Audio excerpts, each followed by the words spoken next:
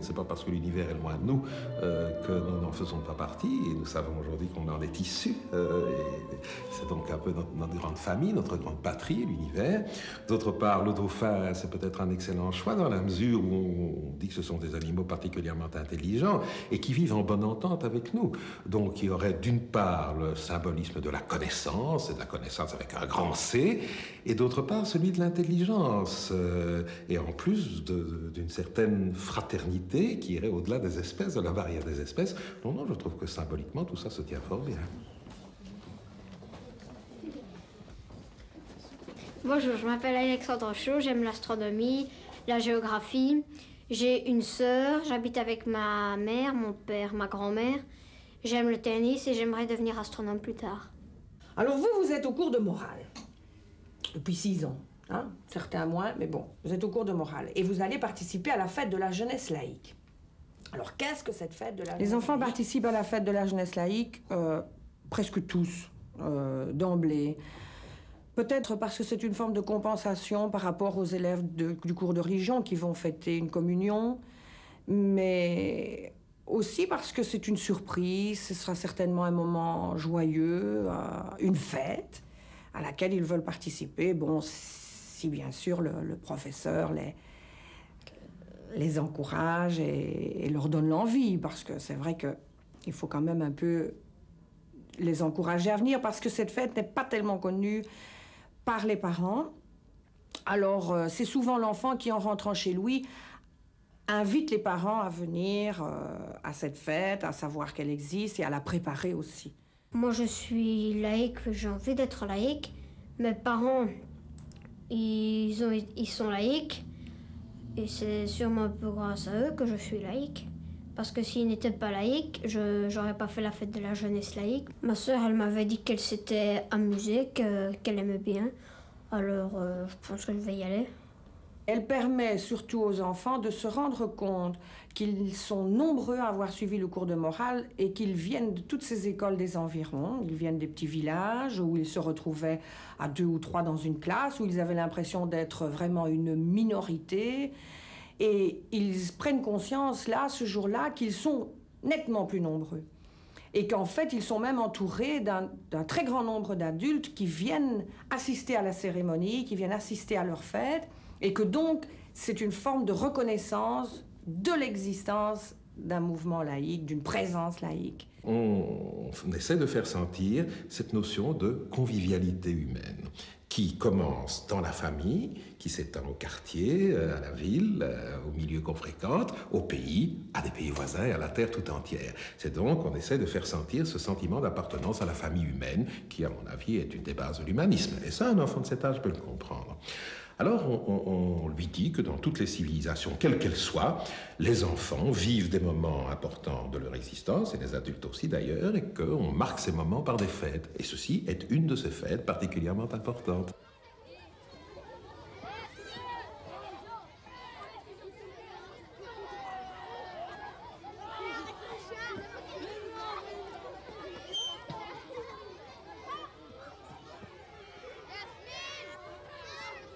Bonjour, j'ai 11 ans, je m'appelle Maroussia, j'ai un petit frère qui a 2 ans et demi, j'ai un grand frère qui a 15 ans, j'ai un chien, 2 chats, 2 poissons, 2 tortues et un oiseau, et j'aimerais bien être dresseuse de dauphins.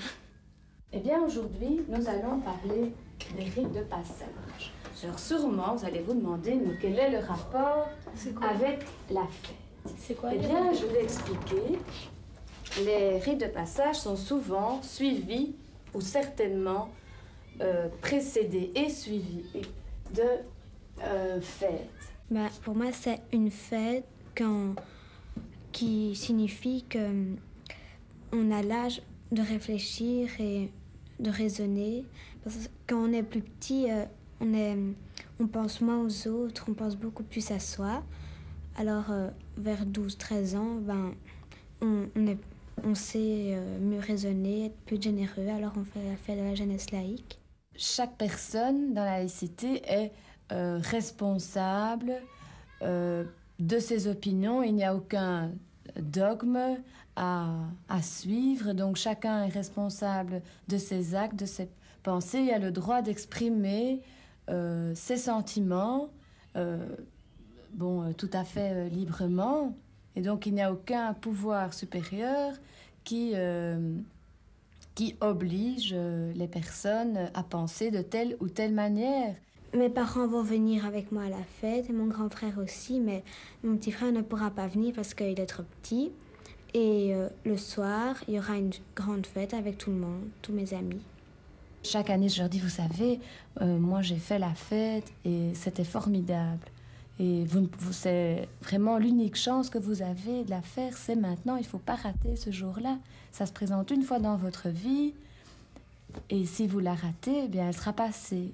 Donc, ça doit être une priorité ce jour-là pour vous, de faire votre fête. Les enfants participent à cette fête à l'instigation du maître de morale. Et je voudrais que ce soit une règle absolument générale. Ce n'est peut-être pas le cas et nous le regrettons. Enfin, il y a beaucoup de maîtres de morale qui comprennent l'importance de cette fête et qui la proposent à leurs enfants, à leurs élèves.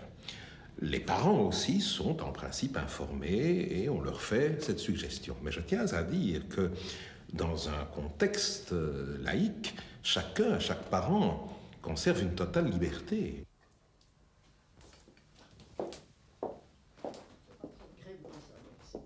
Bon, passez vos assiettes. Attends, Alexandre. Pas trop pour moi. Pas trop.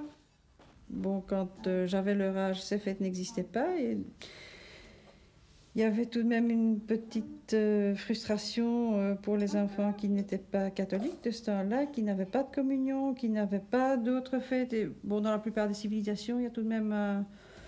C'est un moment important quand un enfant quitte l'enfance et entre dans l'adolescence. Et je trouve que la création de ces fêtes de la morale laïque ont un peu comblé ce vide. Et puis, ça permet à Alexandre de mieux s'intégrer peut-être dans la société, comme nous le concevons, une société laïque, et sans préjugés aucun. La plupart de mes copains vont. Ma soeur y a été, elle a dit qu'elle s'était amusée. Et mes parents me disent que c'était assez bien aussi. Alors moi je crois que je vais y aller. Si j'étais pas d'accord, je participerai pas, mais pour pouvoir commencer, je vais y aller. Bon, je dis pas que j'attends avec impatience, mais je m'en fous pas non plus. C'est un peu normal. Je pense et j'espère que c'est un message de tolérance vis-à-vis de tout le monde. C'est une sorte de philosophie, enfin, que je conçois et que j'espère toujours que mes enfants apprennent à servir. Bah, ici, on voit les constellations en dessin. On les voit mieux ici parce que là, elles sont avec la lumière, elles ne sont pas là. Il y en a 88 dans le ciel qu'on peut voir. Les dessins, bien sûr, sont imaginaires. Bah, moi, je préfère quand même ce qu'il y a dans le ciel plutôt que ce qu'il y a sur la Terre. Moi, je trouve que c'est assez amusant. On pourrait quand même se demander s'il n'y a pas quelqu'un d'autre dans l'espace. Mais moi, je ne crois pas vraiment à ce qu'il y ait des ovnis et des extraterrestres. Parce que les astronomes, ils disent que ça devrait être à déjà des milliards de kilomètres pour qu'on puisse les voir. Cette fête est aussi une fête familiale. En fait, c'est une fête, et nous le redisons chaque fois très clairement, qui doit se jouer sur plusieurs plans. Elle doit d'abord être une fête personnelle pour l'enfant. Elle doit représenter pour lui ou pour elle un point d'aboutissement et un point d'ouverture vers l'avenir. C'est un jalon important dans son existence. Et c'est un moment où il est vraiment au centre des événements. Et c'est pour cela que nous voulons que la fête revête un caractère à la fois chaleureux mais solennel. C'est pour ça qu'il y a de la belle musique, de la musique classique. Nous y tenons. Parce que je crois que dans notre politique sociale, dans notre économie psychologique, la musique classique a cette valeur de solennité. Et c'est ça que nous voulons dire. Mais nous employons un ton très simple. On parle à l'enfant une langue qu'il peut comprendre, mais qui n'est pas trop familière. Il faut jouer à la fois sur le contact, sur la chaleur de ce contact et aussi sur l'idée d'une certaine solennité.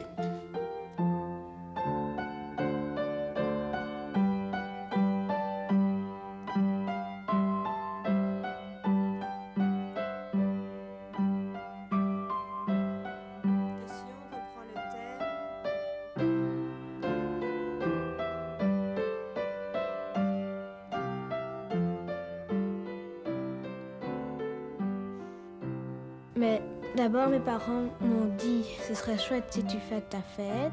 Et moi, j'ai dit non, j'ai pas envie.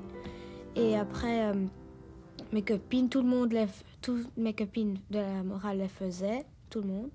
Alors, mon frère a dit que c'était gai et tout, que ça valait la peine. Alors, j'ai accepté de faire ma fête.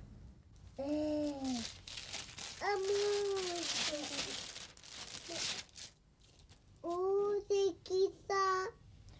C'est moi. Ah, c'est toi. C'est un rite de passage parce que malgré tout, toi tu disais le mot fête, mais malgré tout, il y a aussi toute la cérémonie, tout ce à quoi l'enfant va participer et qui est quand même... Il y a une partie toujours la même chaque année, qui reste constante et qui est quand même un message que l'on donne à l'enfant pour lui faire prendre conscience de certaines choses.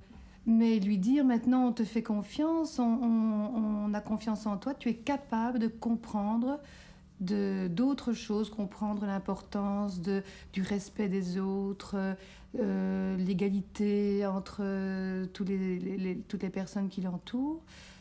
C'est un âge où on se dit maintenant tu es capable de comprendre. Pour nous, moi je crois que les notions importantes, c'est la tolérance, le respect, l'égalité. Ce sont des notions que je suis contente que Maroussia est capable de comprendre maintenant. Ben, j'ajouterais à cela qu'il est fondamental que ce rite de passage ou bien cette fête laïque soit bien préparée et que vraiment que les enfants aient depuis des mois qu'on puisse déjà leur donner la signification de cette fête, que ça ait un impact, d'une part avant et surtout après. Mais j'ajouterais qu'à l'heure actuelle, cet élément et les notions qu'on leur inculque, et ce rite de passage m'apparaît de plus en plus important, ne fût-ce que vu la montée de la religiosité, vu l'augmentation progressive, l'évolution de la société vers une forme de religiosité qui devient de plus en plus importante, et des intégrismes qui prennent le dessus dans la plupart des religions qui nous entourent.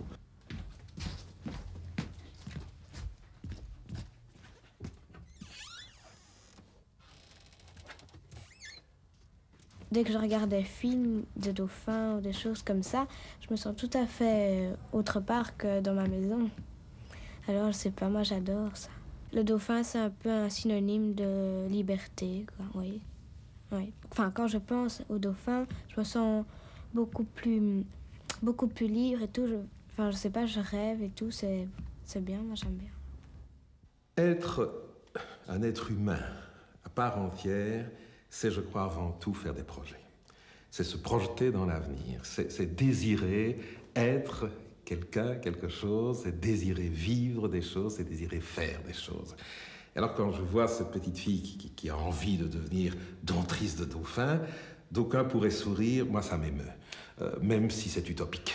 Après tout, elle va peut-être devenir dompteuse de dauphins, mais ce qui est important là-dedans pour elle, c'est qu'elle se projette dans l'avenir et qu'elle se voit telle qu'elle souhaiterait être plus tard. Le petit garçon qui veut être astronome, bon, ça me touche peut-être un peu plus parce que ça, il va peut-être vraiment devenir astronome parce que c'est un vrai métier. Et puis bon, c'est une tendance à faire de la science qui, je crois, est une part importante de l'attitude laïque. Mais ceci est un sentiment tout à fait personnel. Donc je trouve que c'est bien d'avoir fait exprimer à ces enfants leur rêve, et c'est essentiel. Je crois vraiment que, peut-être plus pour un laïc que pour quiconque d'autre, il est important d'avoir une pulsion vers l'avenir. Mais tu vois, on appelle ceci la raquette de commande, et il y a des petits boutons. Alors, pour faire tourner la coupole, on appuie comme ça sur ce petit bouton. Vas-y.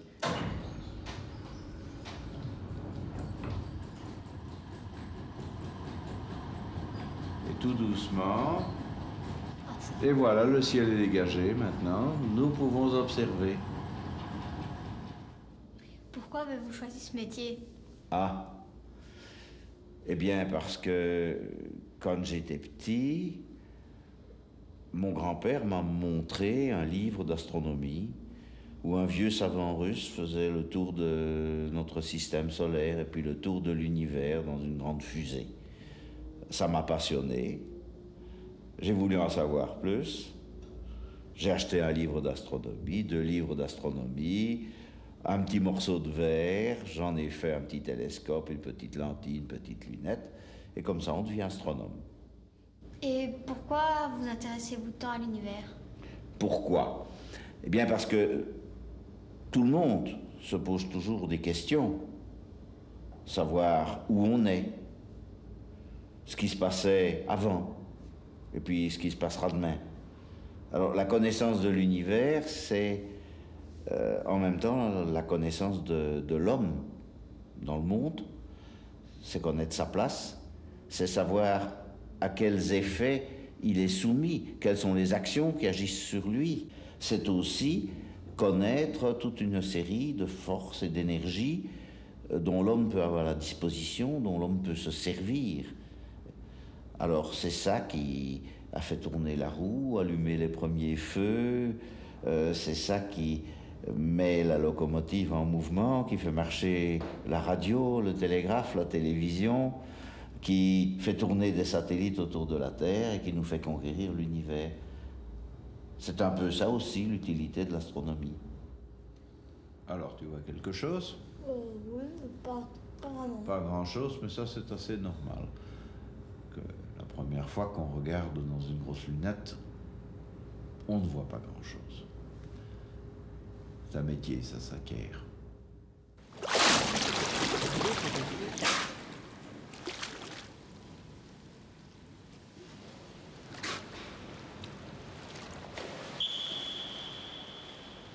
Est-ce que les dauphins sont heureux ici ou bien ils préfèrent être dans la mer? Ils sont très heureux ici. Tu vois, c'est Skippy, notre nouveau-né. Il rit toujours, il aime bien jouer avec nous. Il mange déjà le poisson. Est-ce que les dauphins sont proches des hommes? Est-ce que ce sont des amis des hommes? Oui, bien sûr. Quand il y a, comme toi, une nouvelle personne, ils viennent tout de suite pour regarder qu'est-ce qu'elle fait ici. Il aime bien de travailler, comme j'ai dit. Ils sont très gentils. Ils vont pas te faire du mal. Tu peux les toucher si tu veux. Vous savez les comprendre. Oui. Oui. Quand je parle moi, à toi, tu attends aussi si je suis fâchée ou si je suis normale ou quand je veux demander quelque chose. C'est comme chez les hommes, mais une autre langue. Ce que nous voulons, c'est que l'enfant se rende compte qu'il est important. Il est important comme personne. Et ce qui lui arrive est quelque chose d'important, non seulement à ses yeux, non seulement aux yeux de son maître de morale, mais aux yeux de ses parents et de sa famille, et de toutes les personnes qui sont présentes dans la salle. C'est ainsi que, je crois, nous essayons de faire comprendre à l'enfant qu'il se passe vraiment là, en ce moment, cette journée-là, quelque chose d'important, dont il est le centre.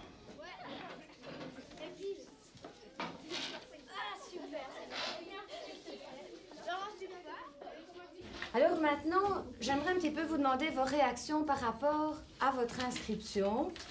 Qu'est-ce qui a influencé votre choix? Quel est votre choix? Est-ce que vos parents vous ont influencé, encouragé ou bien comment est-ce que tout ça s'est passé chez vous? Ouais, moi c'est pour une fête de la dernière année aussi parce que après je verrai plus une grande partie de la classe. Mais d'abord, j'ai eu envie de le faire parce que, bon, d'abord, ça se fait une seule fois. Même si j'aime pas, j'aurais su que j'aimais pas. Moi, vraiment, j'ai envie d'y aller. Et en plus, mes parents trouvent que c'est bien. C'est quand même un peu une obligation aussi. Pourquoi? Mais si on n'y va pas, c'est quand même pas... C'est pas bien de ne pas y aller. Mais on prépare ça en classe tout le temps et après on n'y va plus. C'est la fin de la 6e, mais aussi, on m'a déjà dit qu'on s'amuserait et tout. Alors, quand on va s'amuser, moi je viens, hein, évidemment. Ceci dit, peut-être qu'une expérience intéressante, peut-être quelques années plus tard, vers 18 ans ou encore plus tard, de retourner en tant qu'ancienne enfant ayant passé la fête de la jeunesse laïque, d'y retourner et d'assister à la cérémonie, à ce qu'on y dit.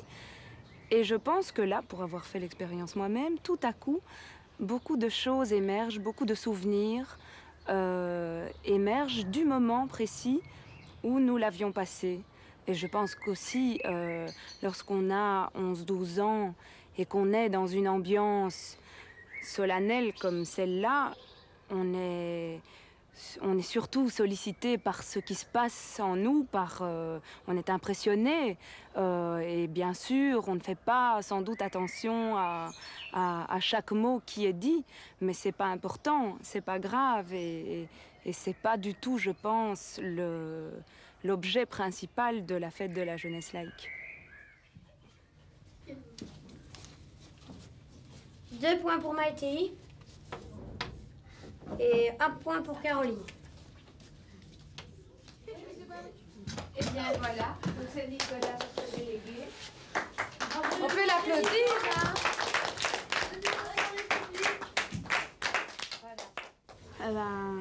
Je suis content. Je suis content de représenter la classe. Il pense un peu comme moi, alors je crois qu'il va bien représenter la classe. Enfin, par rapport pour moi. Je trouve qu'il allait être beaucoup plus sérieux que les filles.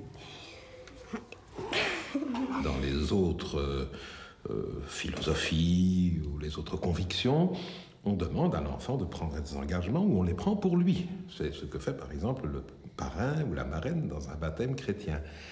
Nous, laïcs, nous ne pensons pas que les choses doivent se faire comme cela. Nous pensons qu'un enfant de 11 ans, 12 ans, 13 ans n'est pas encore à même de prendre des engagements pour la vie entière. Et nous ne croyons pas à la vertu particulière des serments. Aussi, on leur dit très nettement, ce n'est pas une promesse que vous allez faire, et encore moins un serment, mais vous allez essayer de vous souvenir de ce qui s'est passé ici aujourd'hui. On leur demande en fait de faire jouer leur mémoire. Et nous savons bien, nous, laïcs, que la mémoire est quelque chose d'essentiel dans l'économie mentale de l'être humain.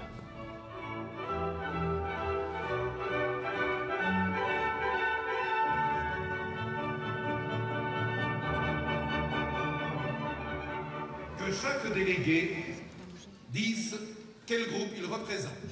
Paradis des enfants Etterbeek. École du Vignoble Forêt. Parental Etterbeek. École Colombe de la Paix Etterbeek. École de Verwinkel-Hucle. École de Grolly-Hucle. Je crois qu'il est important que la fête de la jeunesse laïque existe. Je crois d'ailleurs qu'il est important que la laïcité existe. Cette laïcité-là, qui n'est pas une laïcité agressive, qui ne veut pas la destruction de l'autre, qui ne veut même pas faire changer d'avis les autres, nous ne sommes pas là pour ça. Je crois que nous sommes là pour témoigner, pour dire que l'on peut vivre pleinement, honnêtement, moralement, pourquoi pas, sans se référer à une transcendance, sans se référer à une autorité divine, pour parler simple. Moi, je crois profondément à la dignité intrinsèque de l'homme. Je crois que, et c'est ça la position humaniste, l'homme est appelé, amené à tout tirer de lui-même. Il doit tirer ses valeurs, il doit tirer les raisons de son engagement, il doit tirer sa connaissance, les critères de sa connaissance, il doit faire tout ça au départ de lui-même. C'est pas facile, mais c'est terriblement exaltant. Et je crois qu'il n'est jamais trop tôt pour faire prendre conscience de cela à de jeunes enfants, et c'est ce que la fête essaye de faire. Donc je crois qu'il faut que la laïcité existe dans notre société, et il faut qu'il y ait une fête de la jeunesse laïque. Mes chers enfants, nous allons vous transmettre ce flambeau.